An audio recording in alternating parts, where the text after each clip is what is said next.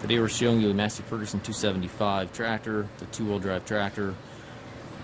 Hours are, I believe it's 4,400 hours in the meter. Don't know if the hours are accurate or not. We took the tractor in on a trade from a local fella who was updating to a newer machine. Tractor doesn't start on the key. It does start if you jump it on the solenoid. Starts right up. Runs fine, works fine. The only mechanical issue that we're aware of is the 3-point will not raise. So, and again, the electrical system will not start on the key. You do have to jump the solenoid here on the starter to get the engine to start. It's an older tractor, certainly. As you can see, it's far from new. Paint could certainly stand to be repainted the way it looks here.